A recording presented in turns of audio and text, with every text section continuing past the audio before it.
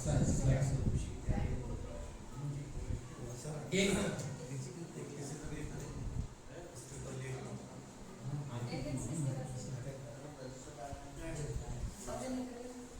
मालूम है कि सियासी साइंस में एक नया सबक ऐड हुआ है, पब्लिक एडमिनिस्ट्रेशन या अवामी इंतजामिया।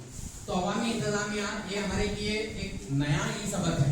अहम नुकात इसके अंदर क्या किया गया है? अवामी इंतजामिया का इहाता और अहमियत, भर्ती और इसकी मानी और भर्ती के तरीके, मरकजी अवामी खिदमती कमीशन यानी यूपीएससी और रियासती अवामी खिदमती कमीशन यानी केपीएससी, कर्नाटक अवामी खिदमती कमीशन और अमन व अमान, इतने टॉपिक्स यहाँ इस सबक के अंदर कवर किए गए। तो इस सबक के अंदर क्या है भाई, सबसे पहले हमें इसका तारुफ देखेंगे कि अवामी इंतजामिया या पब्लिक एडमिनिस्ट्रेशन लफ्ज कहां से आया। ये लातीनी जबान के दो अल्फाज से लिया गया है। लातीनी जबान के दो अल्फाज से यहाँ पर लिया गया है, एट और मिनिस्ट्रार। एट यानी इसका माना है को या टू, मिनिस्ट्रार का माना है कि खिदमत, to be serve, to be care, किसी को सर्व करना, किसी की खिदमत करना या किसी की हिफाजत करना। तो ये दोनों अल्फाज जब एक होते हैं अंग्रेजी जबान में, इसका माना होता है एडमिनिस्ट्रेशन करके बनता है। एड और मिनिस्ट्रार दो अलग अलग अल्फाज हैं ये लातीनी जबान के। फिर उसको इंग्लिश के अंदर अगर देखेंगे तो एडमिनिस्ट्रेशन बोल के होते हैं। एडमिनिस्ट्रेशन बोलते हैं खिदमत करना या खिदमत अंजाम देना। उसको एक लफ्ज जोड़ा गया पब्लिक। पब्लिक का माना है अवाम, तो अवाम की खिदमत करना, अवामी खिदमत या अवामी इंतजामिया का एक लफ्ज आता है पब्लिक एडमिनिस्ट्रेशन। ये पब्लिक एडमिनिस्ट्रेशन हमारे लिए नया होगा, लेकिन ये बहुत सालों से ये मौजूद चल रहा है। क्योंकि अगर हम कॉम्पिटिटिव एग्जाम में जाएंगे तो कंपलसरी पब्लिक एडमिनिस्ट्रेशन के बारे में बहुत ज्यादा सवाल वहां पे आते हैं। और बाकायदा तौर पर यूपीएससी में अगर हम एग्जाम देना है या केपीएससी में देना है तो एक सब्जेक्ट ही है अलग से, पब्लैड बोल के एक सब्जेक्ट है। अगर ये लेकर भी हम एग्जाम अटेंड करेंगे तो एग्जाम के अंदर काफी आखिर को मार्क्स आने के चांसेस होते हैं। तो पब्लिक एडमिनिस्ट्रेशन बोले तो अवामी इंतजामिया। अभी यहाँ पर लफ्ज है अवामी। अवाम या अवामी लफ्ज दो तरह से इस्तेलाह देते हैं। पहला इस्तेलाह क्या है भाई, अवामी यानी लोग, लोग कहेंगे जनता बोलेंगे या पब्लिक बोलेंगे। दूसरा लफ्ज जो है भाई इसके अंदर अवामी बोले तो सरकारी भी आता है, सरकारी भी आता है। गवर्नमेंट को भी हमें पब्लिक कर को बोलेंगे। जैसे हमारा डिपार्टमेंट का पहला नाम था पब्लिक इंस्ट्रक्शन डिपार्टमेंट था हमारा, तो पब्लिक इंस्ट्रक्शन बोले तो सार्वजनिक शिक्षण इलाके। तो ये एक अवाम के लिए भी इसका इस्तेमाल किया जाता है। दूसरा इस्तेलाह क्या है भाई, गवर्नमेंट के लिए भी इस्तेमाल किया जाता है। अवामी इंतजामिया बोले तो गवर्नमेंट का इंतजामिया या लोगों के लिए खिदमत फराहम करना। तो ये दो लफ्ज क्या भाई, दो माने यहाँ पर पोखज होते हैं। तो नेक्स्ट है अवामी इंतजामिया की अगर तारीफ देखेंगे हमें तो सबसे पहले इसका इस्तेमाल 1812 के अंदर इस्तेमाल किया गया, पब्लिक एडमिनिस्ट्रेशन। अलेक्जेंडर हैमिल्टन ने इसका इस्तेमाल किया गया था। बाद बहुत सारे मुफक्किरीन, बहुत सारे माहिरे सियासी साइंसदान ने क्या भी अपने अपने तौर पर उसके इस्तेलाह और उसके मफहूम क्या भी अलग अलग करके दिखाए। सबसे पहले 1812 के अंदर अलेक्जेंडर हैमिल्टन ने पब्लिक एडमिनिस्ट्रेशन बोल के उन्हें एक वहां लफ्ज का इस्तेमाल करते हुए उन्हें पब्लिक एडमिनिस्ट्रेशन का लफ्ज क्या है दुनिया को तारुफ कराता है कि पब्लिक एडमिनिस्ट्रेशन बोले तो क्या है, मतलब हुकूमत किस तरह से काम करना है, हुकूमत के काम करने के तरीके को ही पब्लिक एडमिनिस्ट्रेशन यहाँ पे कहा गया। तो ये अलेक्जेंडर हैमिल्टन के जरिए से। Next slide. 1 मार्क्स में, क्योंकि ये इस पे दिया गया है, ये सवाल 1 मार्क्स में भी आ सकता है बेशक सर। नेक्स्ट मैडम आए, मैडम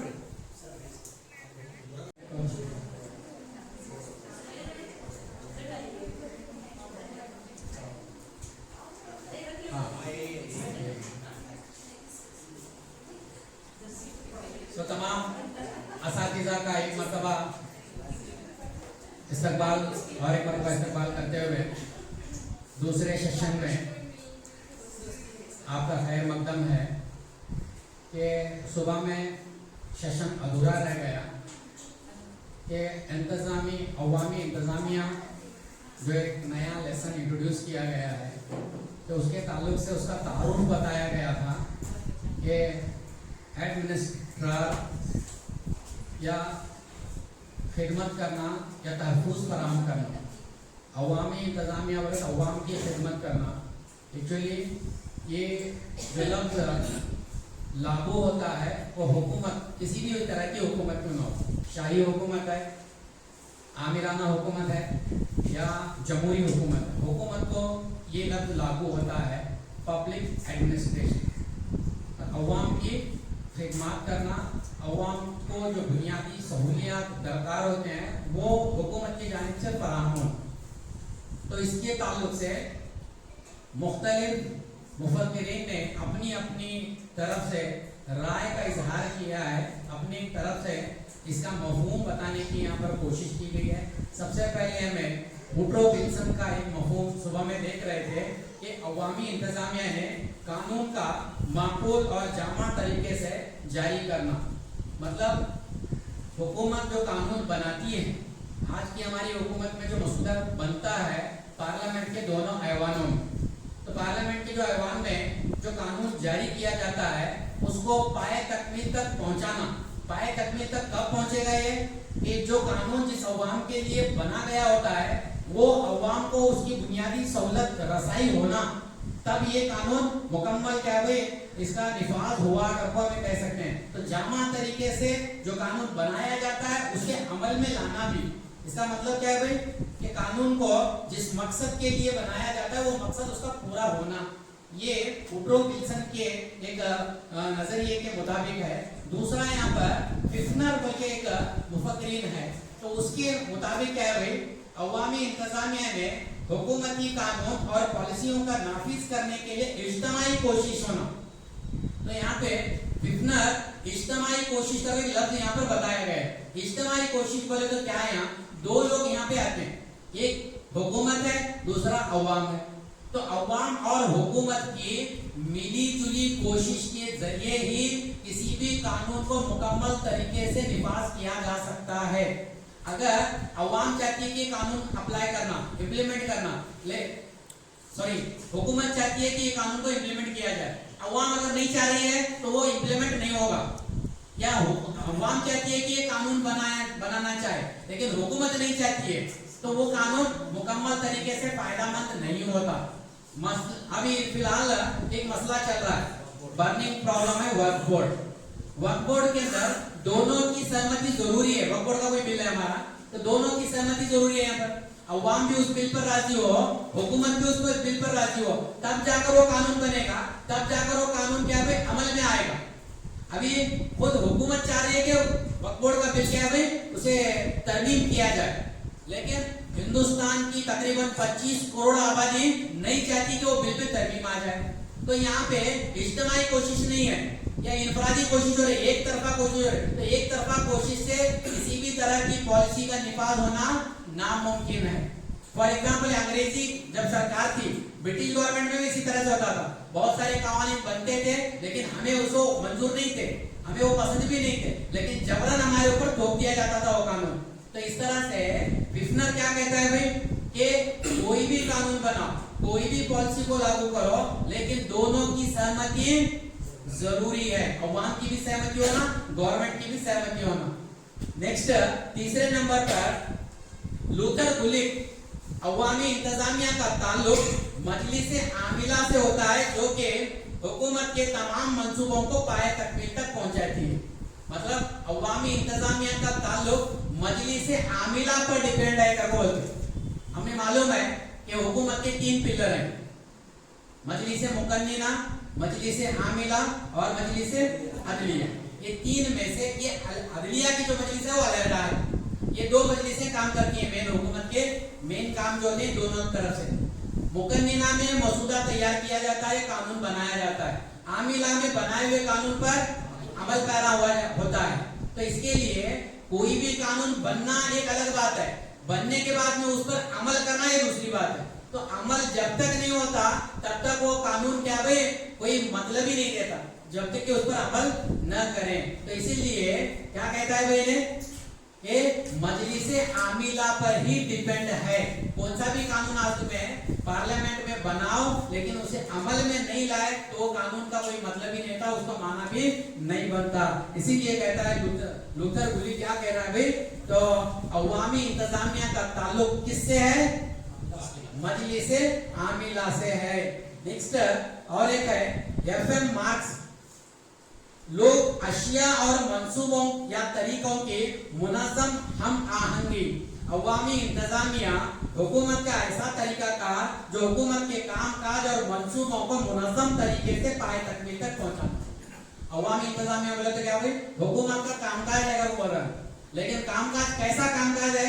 पॉलिसी बनाते हैं, पॉलिसी पर अमल करते हैं, लेकिन ये पॉलिसी बनाने और पॉलिसी को अमल करने के लिए एक प्लान का होना जरूरी है। बगैर मंसूबे के, बगैर प्लान के कोई भी कानून, कोई भी मसूदा पाए तकमील को नहीं पहुंच पाता। हमें छोटा सा भी एक काम करना है तो मैं पहले से मंसूबा बना लेती हूँ। तो एक मुल्क के लिए कोई कानून बना रहे हैं, तकरीबन 140 करोड़ आबादी के लिए हम कानून तय कर रहे हैं, तो उसके लिए पहले से मंसूबे बनाना है, प्लान बनाना है, प्लान के मुताबिक अमल करना है, तब जाकर क्या भाई ये अवामी इंतजामिया का काम सही मानों में पाए तकमील तक पहुंचता है करको इन्हें बताते हैं। तो ये 4 लोगों के वहां पर मफहूम दिए गए किताब के अंदर, उसकी तशरीह यहाँ पर किया है। Next slide. अभी अहमियत क्या है भाई, अवामी इंतजामिया की अहमियत क्या है? हुकूमत के रोजमर्रा इंतजामी उमूर को मौसूर तरीके से अंजाम देना। ये क्यों बनाया गया है भाई अवामी इंतजामिया? बोले तो अवामी इंतजामिया में हुकूमत के रोजमर्रा में कामकाज होते रहते हैं, डेली मसूदे बनते हैं, डेली बिल पास होते हैं, डेली पार्लियामेंट के दोनों ऐवानों में चर्चे होते हैं। ये जो चर्चा किए गए हैं, मसूदे बनाए हैं, बिल पास किए जाते हैं, उसको मौसूर तरीके से अंजाम देने के लिए ही अवामी इंतजामिया काम करती है। अगर अवामी इंतजामिया नहीं है तो कोई भी बिल या कोई भी मसूदा मौसूर तरीके से काम नहीं कर सकता। तो अवामी इंतजामिया ही उसकी बुनियाद है। हुकूमत की मेन बुनियाद क्या है भी? अवामी इंतजामिया है। क्योंकि आज हुकूमत हर चीज करती है, दावे करती है, बोलने के बाद में कानून भी लाती है। जैसे कर्नाटक के अंदर जैसे ही हुकूमत आने से पहले पंच गारंटी का मंसूबा बनाया गया था कर्नाटक सरकार में, तो 5 हमें गारंटी देती है करको बोले।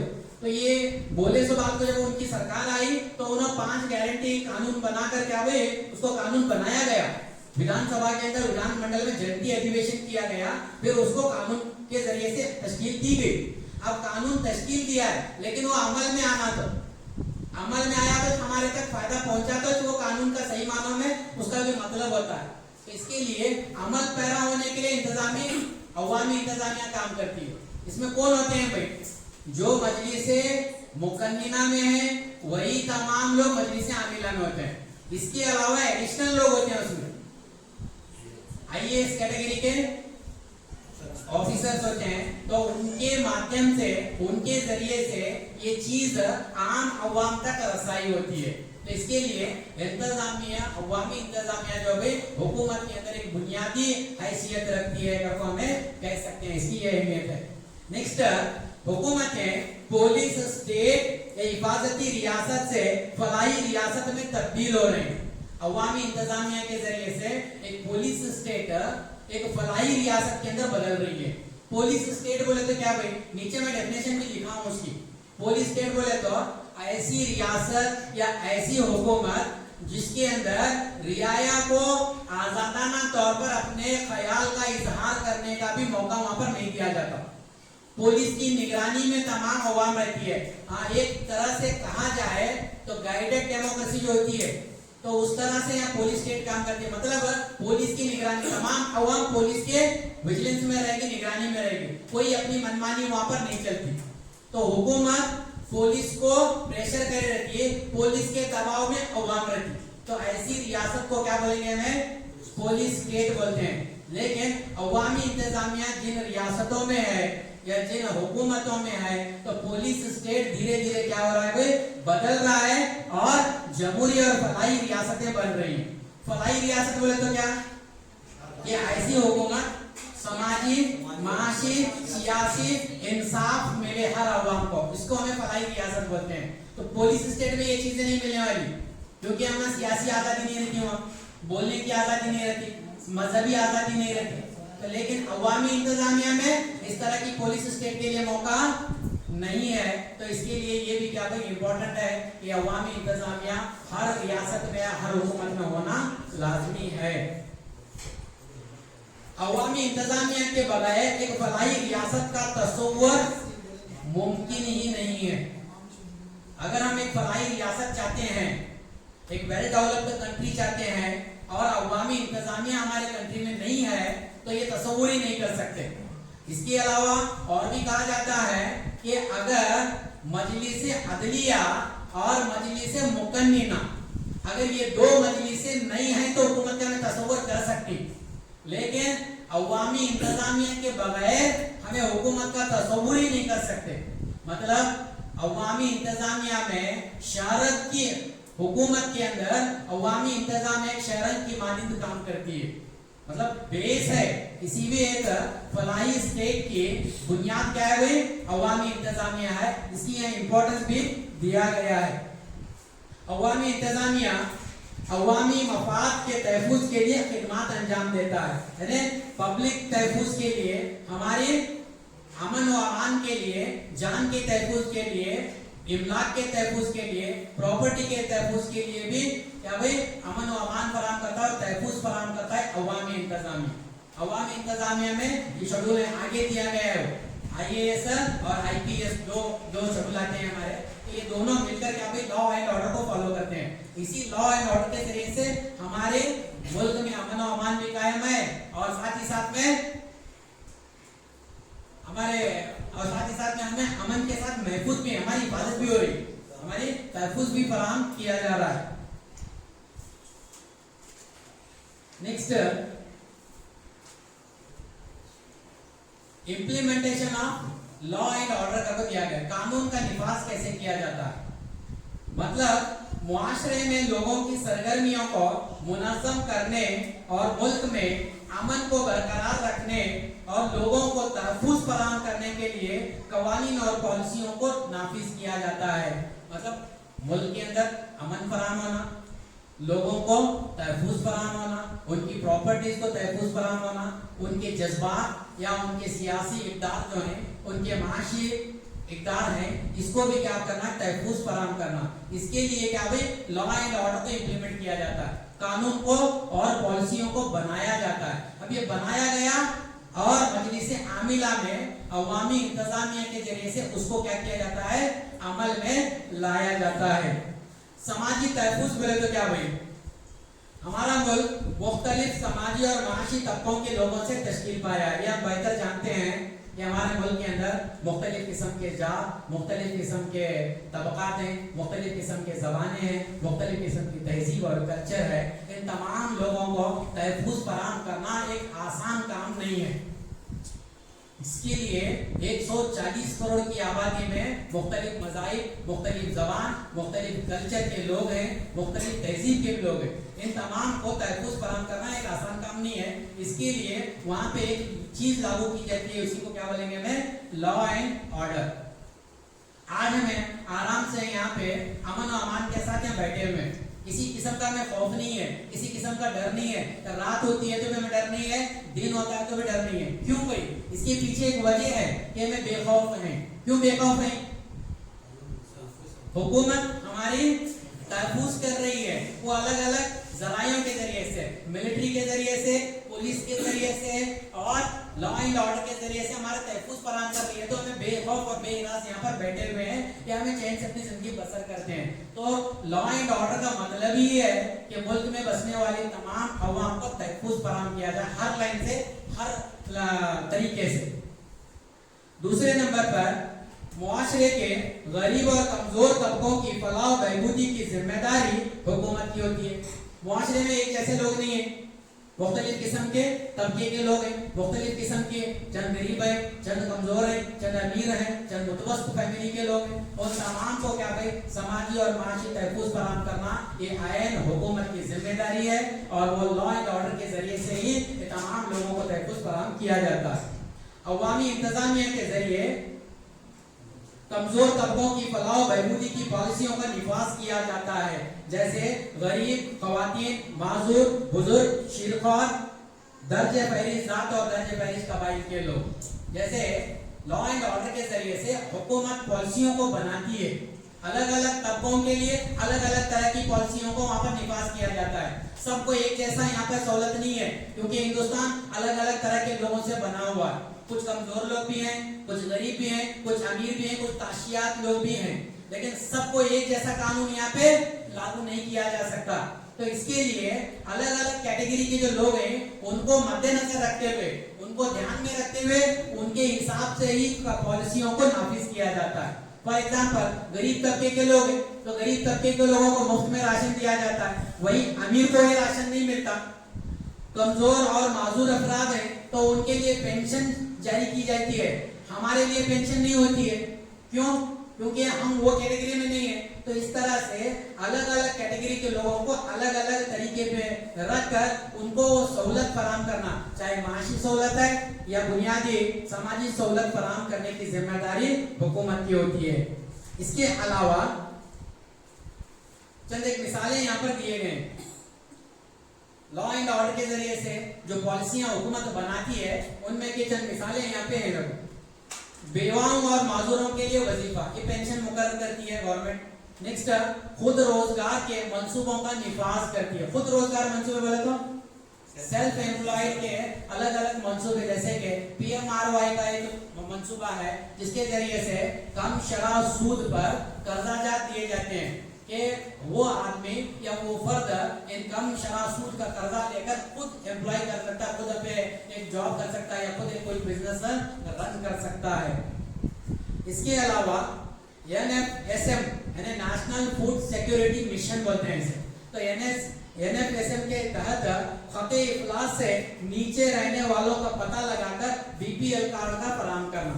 ये भी हमारे टेक्स्ट बुक में दिया गया है कि एक इदारा है नेशनल फूड सिक्योरिटी मिशन बोल के एक इदारा, एक अंजुमन है। इस अंजुमन के जरिए से सर्वे किया जाता है हिंदुस्तान भर में और सर्वे करके पता लगाया जाता है कि हमारे 140 करोड़ अफराद में से कितने अफराद लोग खाते इफलास से नीचे रहते हैं। तो उनका पता लगाकर उनको बुनियादी सहूलत अता करना। तो उनको पीला कार्ड दिया जाता है, नेक्स्ट उनको मुफ्त में राशन दिया जाता है। नेक्स्ट में प्रधानमंत्री आवास योजना, प्रधानमंत्री आवास योजना के तहत मुफ्त में घरों की तामीर करके उनको घर दिए जाते हैं। तिब्बी सहूलत या तिब्बी इमदाद फराहम की जाती है। तो इसके लिए क्या भाई तकरीबन बहुत सारे 60 मिलियन लोगों को यहाँ पे 6 मिलियन लोगों को यहाँ पे देने का मंसूबा था। कब? तकरीबन 2001 में। और 6 मिलियन लोगों को देते देते उसको बढ़ाकर तकरीबन 16 मिलियन किया गया। 16 में आज की तारीख में 16 मिलियन लोगों को BPL कार्ड तकसीम किए गए। ये में भी जानते हैं जिसको आमतौर पर हमें पिल्ला कोपन बोलते। तो पिल्ला कोपन कौन रखता है भाई? कौन रखता है? BPL बोलते हैं। पिल्ले कोपन को आमतौर पर हम क्या बोलेंगे? Below poverty level BPL card बोलेंगे। उर्दू में अगर बोलेंगे तो खाते इफलास से नीचे रहने वाले लोग, या हमें BPL बोलते हैं, या बड़तन रेखेगिंत केळगे इरोवरू। सरकार क्या करती है? BPL का फाइंड आउट करती है। किसके जरिए से फाइंड आउट किया गया BPL का? नेशनल फूड सिक्योरिटी मिशन के इदारे के जरिए से सर्वे कराया गया। फिर पता चला कि 16 मिलियन लोग BPL के अंडर आते हैं, तो उनको पीला कोपन दिया गया, फिर तक सहूलत दे दी गई। तो ये BPL के लोग इनोचे का कैसे फाइंड आउट करते हैं? जिनके ट्रैक्टर रहते हैं, जिनके 10 एकड़ खेत रहता, जिनके 20-30 ट्रैक्टर। बिल्कुल, मैं उसी मुद्दे पर आना चाह रहा था। सही है, क्योंकि आज 16 मिलियन BPL कार्ड तकसीम हुए, लेकिन अगर हमें सही मानों में उसका अगर तज्जिया करेंगे तो तकरीबन 10 मिलियन लोग ऐसे हैं जो जिलानी सर बोल रहे हैं। देखो बिल्कुल बड़ी मेहरबानी मैक्सिमम। और हमें समझदार है, हम ना आया तो लेने वापस करे, लेकिन कुछ लोग हैं जानबूझ को वो कार्ड करा को लिए स्वयं 2-3 मकानात होने के बावजूद भी प्रधानमंत्री आवास योजना में मकान रख कर क्या करते, किराए पर चढ़ा रहे हो। तो इस तरह से फाइंड आउट कैसे करते हैं भाई? पकड़े जाते हैं। पकड़े गए तो नॉन पेएबल।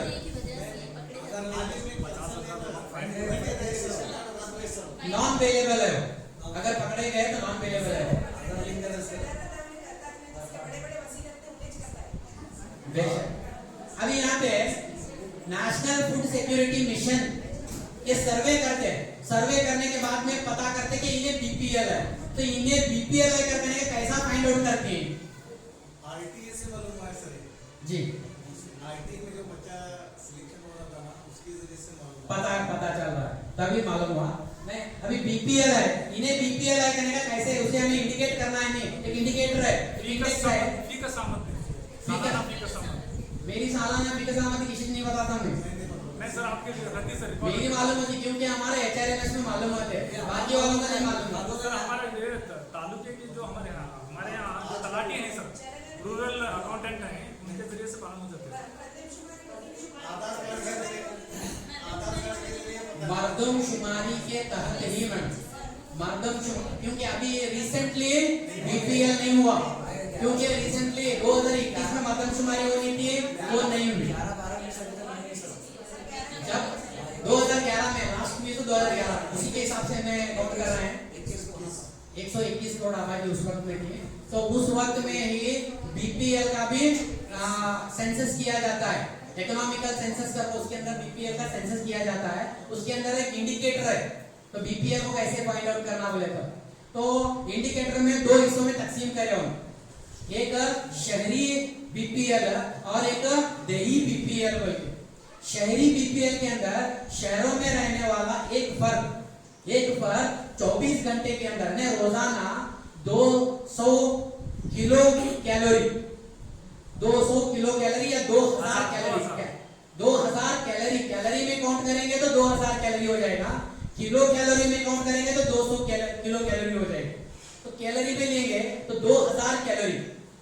शहर में रहने वाला फर्द रोजाना 2000 कैलोरी से अगर कम ग़िज़ा का इस्तेमाल उन्हें कर रहा है तो वो फर्द बीपीएल के ज़मरे में आता है। देहात में अगर जाएंगे तो 2400 कैलोरी, एक फर्द रोजाना 2400 कैलोरी से कम ग़िज़ा का इस्तेमाल अगर उन्हें कर रहा है तो वो फर्द बीपीएल के ज़मरे में आता है।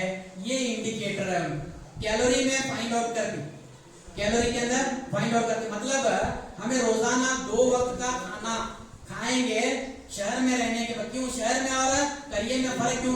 मेहनत का फर्क है। वहाँ शहरों में मेहनत कम होती है, करियर में ज्यादा होती है, तो मेहनत के फर्क के इवज में वहाँ 2400 कैलोरी या 2000 कैलोरी किया गया है। तो अगर मोटा मोटा हिसाब देखा जाए तो 2000 कैलोरी हमें कब कंज्यूम करते हैं हमें, तो एक दिन में 24 घंटे के दरमियान में 2 वक्त का पेट भरकर खाना हमें नसीब होना। अगर पेट भर को 2 वक्त का खाना नसीब हो रहा है तो हमें एक दिन में 2000 कैलोरी हमें तवानाई मयसर हो रही है। समझ में आ रही बात? तो इसका मतलब क्या है, जो बीपीएल में आया है उसे 2000 किलो कैलोरी 2000 कैलोरी उसे नहीं मिलने लगी, तो इसका मतलब रोजाना 2 वक्त का भी उसे पेट भर को खाना नसीब नहीं हो रहा है, तो उन्हें बीपीएल में आ। क्लियर हो रहा है? अब ये कैलोरी बोले तो कितना है भाई?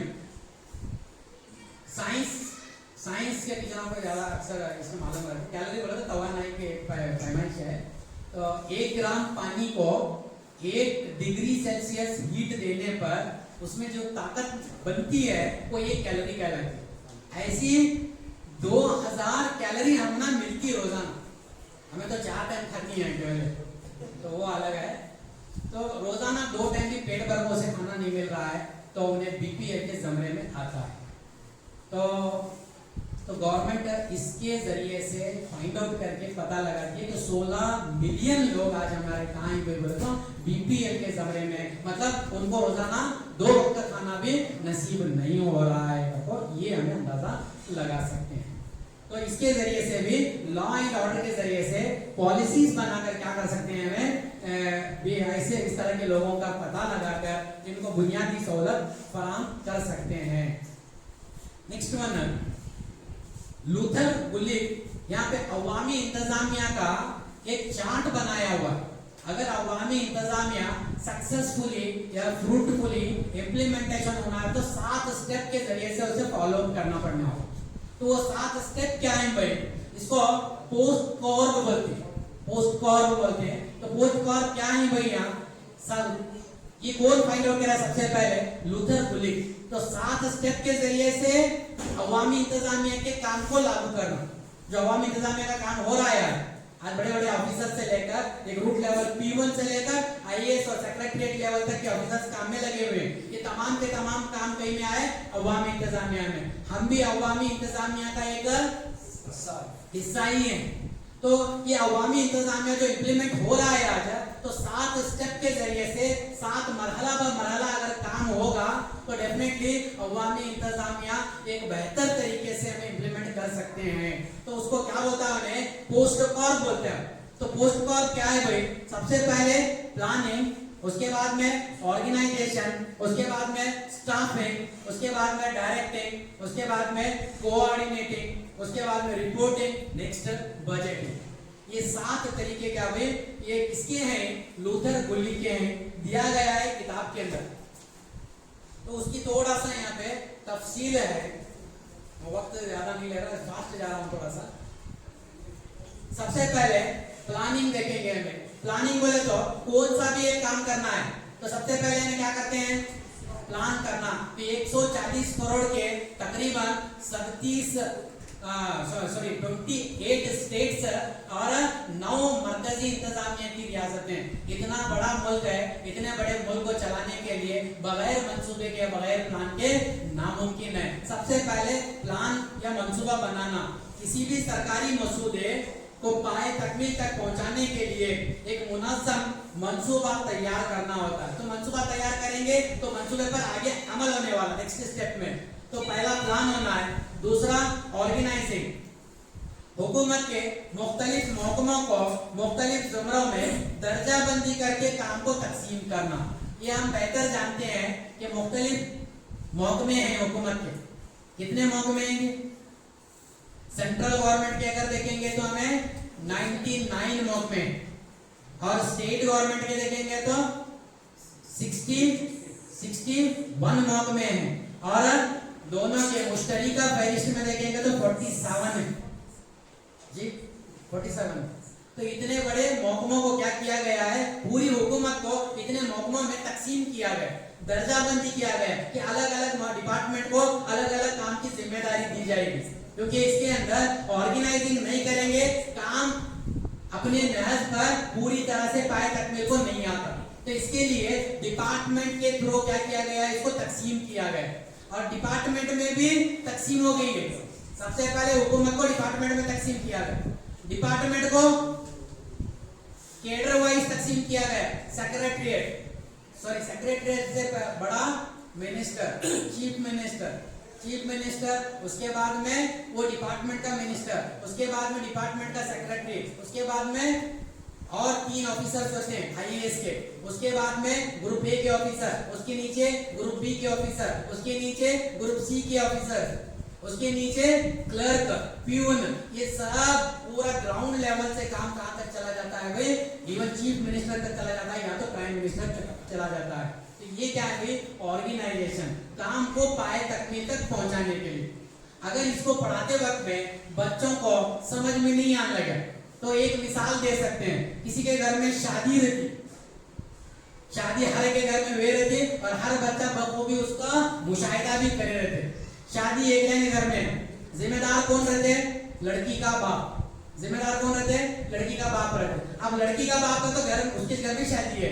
अब शादी तक उन्हें क्या क्या कर रहे थे, अगर पूछे बच्चे बोलती, खाने की जिम्मेदारी एक जन को दे रहे थे, काढ़ा छपाने की जिम्मेदारी दूसरे को दे रहे थे, सौदा साल आने की जिम्मेदारी और एक को दे रहे थे, बरतने की जिम्मेदारी और एक दे रहे थे, मेहमानों का इस्तेमाल की जिम्मेदारी और एक लेते। मतलब इस तरह से काम वहां पर क्या हुए थे, बंटवारा हुए थे। तब जाकर ये शादी बराबर पाए तकमील को पहुंचती है सही तरीके से, वरना 4 मेहमान नाराज हो जाती। सब मैच कर दूं क्या, तो ये शादी मेरी बेटी की है, मैच कर दूं, खाना भी मैच बनाता हूं, बरतने वाला भी मैच, मेहमान को भी मैच वेलकम कर लेता हूं, काढ़ा भी मैच बांटने जाता हूं, करके आता हूं, नहीं होता है जी, जिलानी होता है।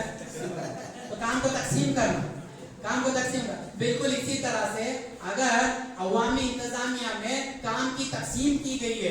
पहले हुकूमत को डिपार्टमेंट के जरिए से ऑफिसर के लेवल तक क्या है पूरा तकसीम यहाँ पे किया गया है। इसको ऑर्गेनाइजेशन बोलेंगे। Next staffing. ऑर्गेनाइजेशन करने के लिए हमें बासलाहियत स्टाफ की जरूरत पड़ती है। एक P1 से लेकर मिनिस्टर तक पूरे स्टाफ में ही आएंगे। तो ये तमाम काम को क्या भाई अमली जामा पहनाने के लिए अमले का, और वो भी बासलाहियत अमले का, और वो भी क्या है भाई तालीम याफ्ता अमले का बहुत ज्यादा जरूरी दरकार होती है। तो स्टाफिंग की रिक्रूटमेंट वहां पर होती है। Next directing. हुकूमत मसूदे के पाए तकमील के मुतालिका महकमे को वक्तन फवक्तन हिदायत जारी करते रहे। हिदायत बोले तो एक दूसरे को हिदायत देना, काम किस तरह से चल रहा है।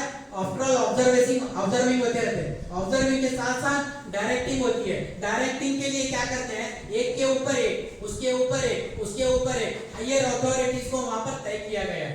मतलब अभी बीओ है, बीओ के हमारे ऊपर हेडमास्टर, हमें प्यूना के ऊपर हमारे ऊपर हेडमास्टर के ऊपर बीओ के ऊपर डीडीपीआई के ऊपर जेडी के ऊपर कमिश्नर के ऊपर। इस तरह से क्या है ये एक दूसरे को क्या करते हैं, काम का ऑब्जर्वेशन होता है। नेक्स्ट वक्तन फवक्तन जहां जहां जरूरी होती है तो वहां क्या करते रहते हैं, उन्हें हिदायत देते रहते हैं। Next coordinating. हुकूमत और महकमों के दरमियान रब्त कायम करना, नज़्म और ज़ब्त कायम करना और तनाज़ात को खत्म करना। तो हुकूमत के और अवाम के दरमियान में अगर ये काम सही पाए तकमील तक पहुंचना है तो महकमा और हुकूमत के दरमियान में क्या रहना भाई, कोऑर्डिनेटिंग रहना। चाहे वो एमएलए हो, मिनिस्टर हो, चीफ मिनिस्टर हो या किसी डिपार्टमेंट का मिनिस्टर हो, इनके दरमियान में और ऑफिसर्स के दरमियान में और काम करने वाले अमले के दरमियान में कोऑर्डिनेटिंग जब तक नहीं होगा वो काम खूबसूरत अंदाज में पाए तकमील को नहीं पहुंचता। तो कोऑर्डिनेटिंग का होना लाजमी है। मतलब अभी ये वर्कशॉप करना है, तो सबकी कोऑर्डिनेटिंग की वजह से ये वर्कशॉप आज मुकम्मल हो रहा है। वरना ये वर्कशॉप एक आदमी से, 2 लोगों से, 4 लोगों से नहीं होता। बेलगाम में बैठो उन्होंने पूरा काम करे, हुक्केरी में बैठो मैं यहाँ काम करा, या जी डैम में बैठो वहाँ जिलानी सर काम करे। और एक हमारे यहाँ पे मुझे याद आया, दरमियान में बताना चाहता हूँ कि हमारे बिलाल सर बोल के, शायद नाम सुने होंगे कभी, मैथ्स टीचर हैं, मेरे कलीग हैं मेरे स्कूल में। कंप्यूटर का ड्राफ्टिंग का और जो भी टेक्निकल जो इश्यूज आते हैं पूरा का पूरा A to Z उन्हें हैंडल करते हैं। और हमारे ये जो लेटर्स हुए डीडीपीआई के, चिकोड़ी डीडीपीआई, बेलगाम डीडीपीआई होंगे, बीओ का लेटर होंगे, हर एक लेटर के उन्होंने ड्राफ्टिंग कर रहे थे सर। तो उनका कन्नड़ा भी ड्राफ्टिंग बहुत ही माशाल्लाह बहुत अच्छा है। तो इस मौके पर आप तमाम की जानिब से मैं भी उनका क्या भाई शुक्रिया अदा करना चाहता हूँ। तो मतलब सर की कोशिश, सलाम सर की कोशिश, कौसर की सर की कोशिश, रिहान की कोशिश, हमारी कोशिश, सबकी कोशिश मिले तो ये काम क्या भाई एक वर्कशॉप उम्दा तरीके से हो रहा है। तो मतलब कोऑर्डिनेटिंग है, ये हमारे दरमियान में कोऑर्डिनेटिंग नहीं हुआ तो ये वर्कशॉप भी मुमकिन नहीं था। तो उस तरह से हुकूमत के और महकमे के ऑफिसरों के दरमियान में कोऑर्डिनेटिंग हुआ तो ही ये प्लान क्या भाई मंसूबा या पॉलिसी क्या भाई नाफिज हो सकती है। Next reporting. जितना काम अमल में आ रहा है, जितना काम इम्प्लीमेंट हुआ है और कितना काम बाकी, वो तमाम चीजों पर क्या करना है, यहाँ पे इम्प्लीमेंटेशन जितना हो रहा है उसकी रिपोर्टिंग बाकायदा हायर अथॉरिटी को देना पड़ने वाला।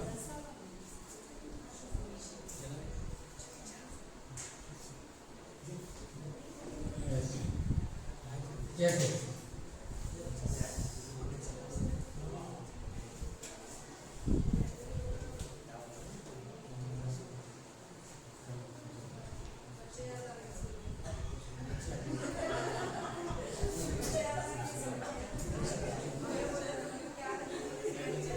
तो इस तरह से क्या भाई जितना भी काम हुआ है और जितना काम होना बाकी है, ये तमाम काम की बाकायदा रुदात पेश करनी होती है, रूट लेवल से लेकर हायर अथॉरिटी तक बाकायदा रिपोर्टिंग। हाँ अहमद नबी सर, जितना भी आज का सुबह से काम हुआ शाम को बराबर रिपोर्टिंग आई रही थी। तो बिल्कुल रिपोर्टिंग या रुदात यहाँ पर पेश करने के लिए ये भी एक हिस्सा लाजमी है। Then next budgeting. हर चीज के लिए ये इम्पोर्टेंट है, ये इम्पोर्टेंट है तो इसको हम बजटिंग बोलते हैं। कोई भी छोटा हो या बड़ा हो, इसके लिए खर्च आने वाला, तो इसके लिए सरकार 1 रुपया भी अगर खर्च करना है पार्लियामेंट के जरिए से, तो बजट बनाने के बगैर 1 रुपया भी खर्च नहीं करती। तो हर काम के लिए पहले से बजट तैयार किया जाता है कि ये काम के लिए कितना रुपया खर्च करना है, कितना इसका अंदाजा बजट तैयार करके वहाँ पर बजट के जरिए से एक रिपोर्ट तैयार की जाती है, इस काम के लिए इतना रकम खर्च की जा सकती है, तो उसके मुताबिक क्या वहाँ पर खर्च करना पड़ता है। नेक्स्ट भर्ती बोले तो रिक्रूटमेंट आपको मालूम है, सरकारी अमला भर्ती करने के लिए 2 तरीके राइज हैं।